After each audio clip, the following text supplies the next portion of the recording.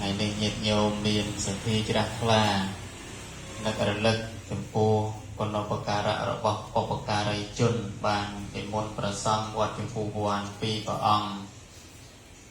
รูปในកិច្ចសង្ឃតាពកណានុពទានឬក៏សង្ឃទានដោយញោមចាបានប្រកាសខាងដើម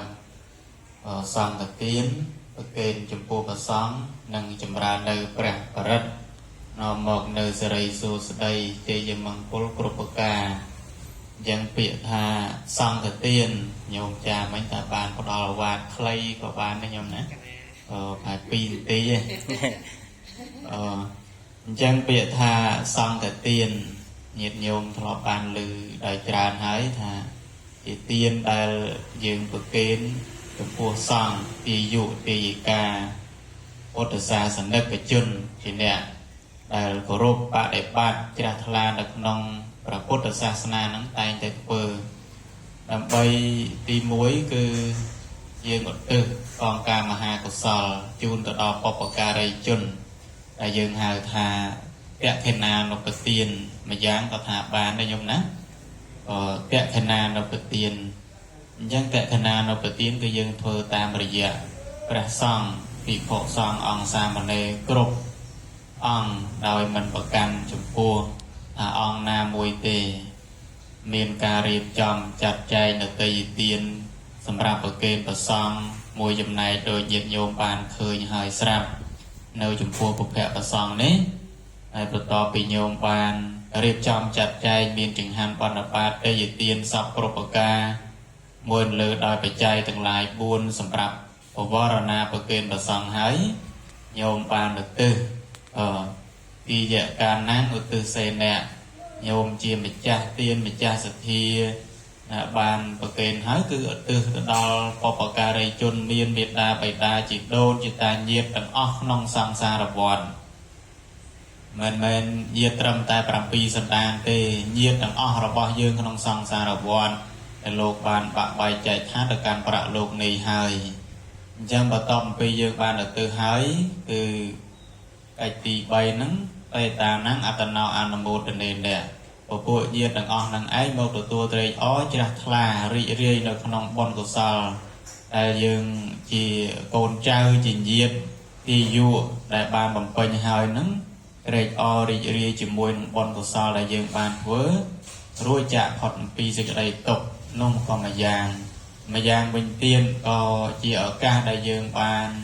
ជួបជុំកូនចៅបំពេញនៅបុណ្យកុសលសម្រាប់ជាបញ្ញនិធិកំណប់ទ្រព្យនៃបុណ្យសម្រាប់ខ្លួនឯងទៅកាន់ប្រាក់លោកនាយផងនិងជាបុណ្យកុសលសម្រាប់នៅក្នុងបច្ចុប្បន្នដើម្បីសេចក្តីសុខក្នុងជាតិជាបច្ចុប្បន្ននេះផងព្រោះថាសត្វទាំងឡាយដែលអាចប្រព្រឹត្តទៅបានក៏រស់នៅក្នុងសេចក្តីសុខទៅបានក៏ព្រោះអាស្រ័យនឹងបុណ្យដែលខ្លួនបានសាងទាំងពីអតីតកាលអតីតជាតិរហូតនឹងបច្ចុប្បន្ននេះផងដែរនេះលើកដោយខ្លីចំពោះពខេណានុពទានឬក៏ថាសង្ឃទានដែលញាតិញោមបានបំពេញហើយមានការចាត់ចែងចំណាយទ្រព្យ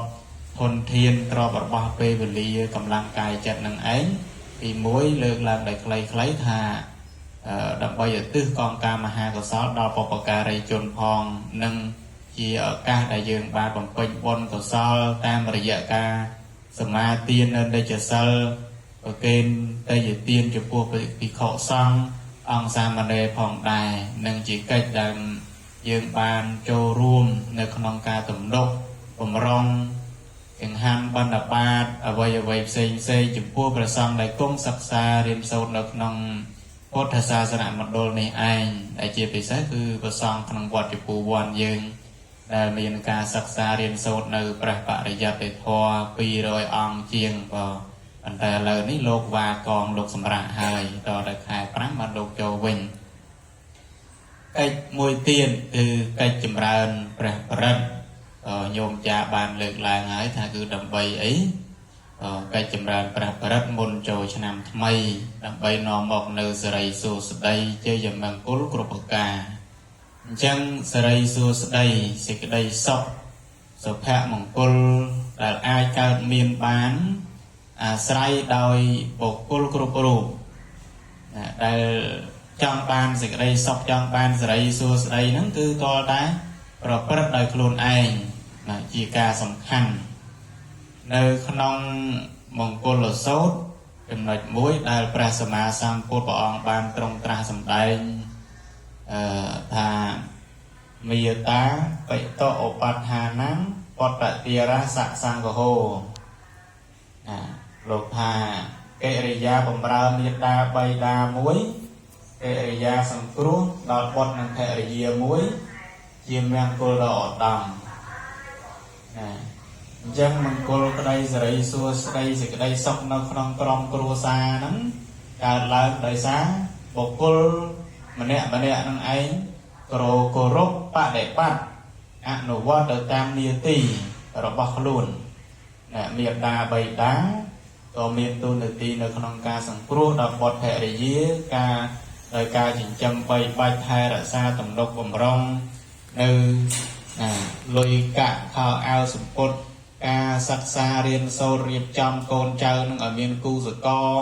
មានមុខរបរការងារមានទីជម្រកទីស្នាក់ទីអាស្រ័យនេះជាតួនាទីរបស់លោកឪពុកអ្នកម្ដាយអញ្ចឹងដើម្បីជាការតបស្នងសងគុណទៅលោកវិញតើកូនចៅត្រូវធ្វើម៉េចកិរិយាសង្គ្រោះដល់មេដានិងបៃតាដោយការគោរពទៅតាមតួនាទីរបស់ខ្លួនតើកូននឹងមានតួនាទីអីខ្លះ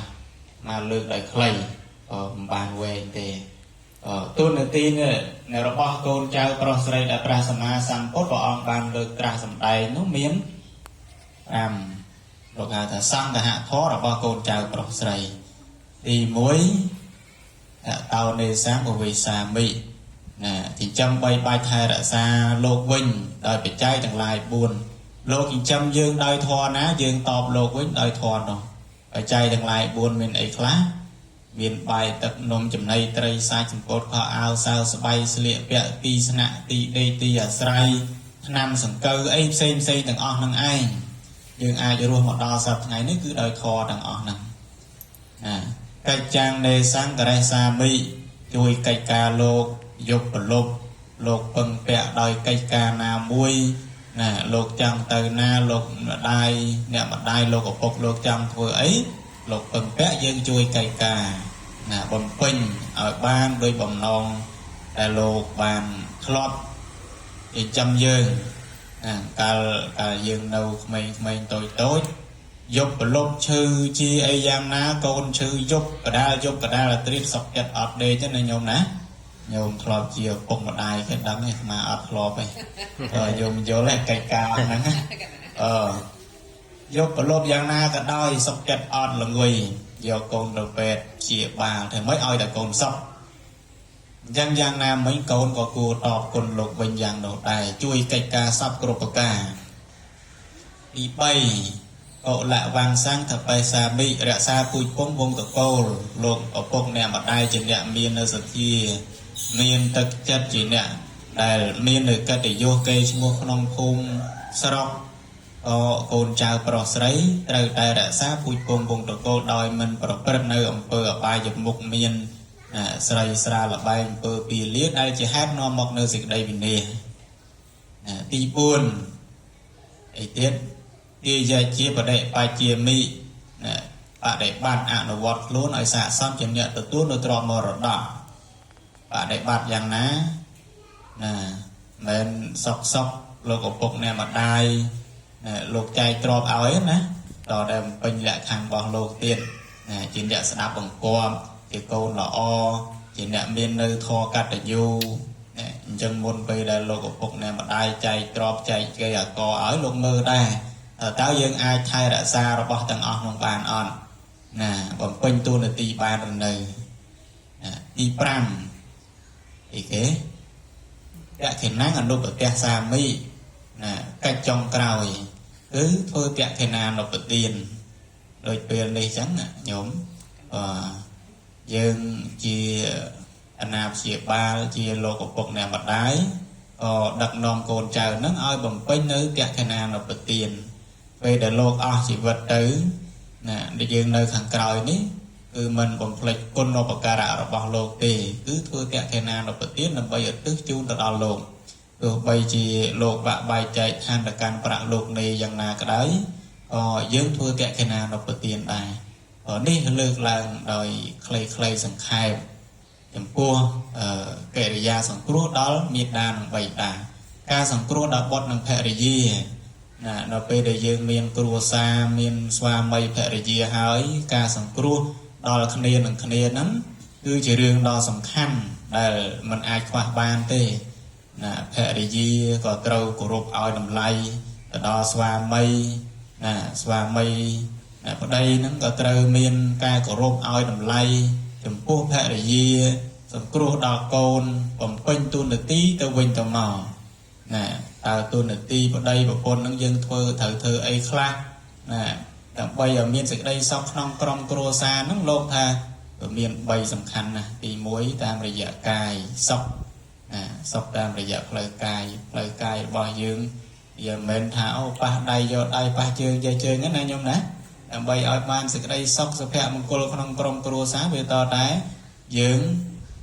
មានការយោគយល់គ្នាសុខតាមផ្លូវវាចា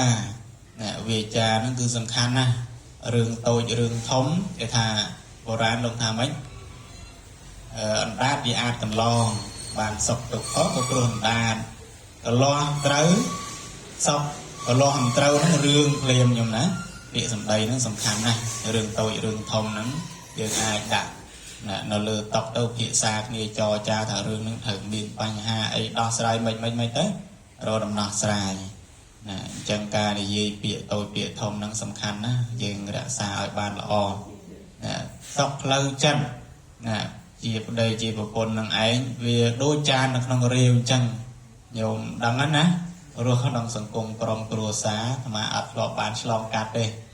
ធ្លាប់បានសិក្សាតិចតួចអញ្ចឹងការរស់នៅនឹងគឺសំខាន់ណាស់មិនមែនថាអូរឿងតិចតួចហើយយើងយកចំណុចតិចហ្នឹងយកមកដាក់ក្នុងចិត្តមិនសមអានឹងដូចភ្លើងអញ្ចឹងណាគាត់ថាគេធ្វើឲ្យទាស់ចិត្តបន្តិចហ្នឹងគិតគុំក្នុងចិត្តអញត្រូវតបតត្រូវសមសឹកធ្វើមិនឲ្យតបតទៅវិញឲ្យសមចិត្តខ្លួនឯងណាគុំគួនអត់ទេរឿងខ្លះយើងបំភ្លេចចោលព្យាយាមរឿងមិនល្អយើងបំភ្លេចចោលរឿងល្អយើងឆ្លាក់ទុកនៅក្នុងចិត្តអាហ្នឹងទៅបានមានសេចក្តីសុខក្នុងគ្រួសារអញ្ចឹងសរុបជារួមមកវិញថាដើម្បីឲ្យក្នុងក្រុមគ្រួសារមួយមានសុភមង្គលមានសេចក្តីសុខវាតលតែបុគ្គលនីមួយនៅក្នុងក្រុមគ្រួសារទាំងឪពុកម្ដាយស្វាមីភរិយាកូនទាំងអស់នឹងឯងគោរពតាមទូនាទីគោរពតាមឋានៈរបស់ខ្លួនមានសកម្មភាពណាមួយអ្វីផ្សេងហ្នឹងគឺយើងធ្វើទៅតាមទូនាទីរបស់ខ្លួនទៅគ្រួសារនោះមានសេចក្តីសុខមានសុភមង្គលដោយបានលើកឡើងខាងដើមអញ្ចឹងថាសេចក្តីសុខសុភមង្គលហ្នឹងគឺកើតឡើងតាមរយៈសកម្មភាពរបស់បុគ្គលគ្រប់រូបអត់អាចកើតឡើងដោយសារការបន់ស្រន់បួងសួងសុំពីអ្នកដទៃទេអត់បានទេហើយយើងជាកូននឹងទៅសុំសេចក្តីសុខពីឪពុកម្ដាយក៏អត់បានឪពុកម្ដាយសុំសេចក្តីសុខពីកូនក៏អត់បានវាតតែយើងប្រព្រឹត្តនៅសកម្មភាពទាំងអស់ហ្នឹងទៅវិញទៅមកជួយគ្នាយកអាសានេះលើកឡើងដោយខ្លីប្រមាណប៉ុណ្ណេះខ្ញុំណាស្ដាប់បានប្រមាណជាកតិក៏ខុសទាស់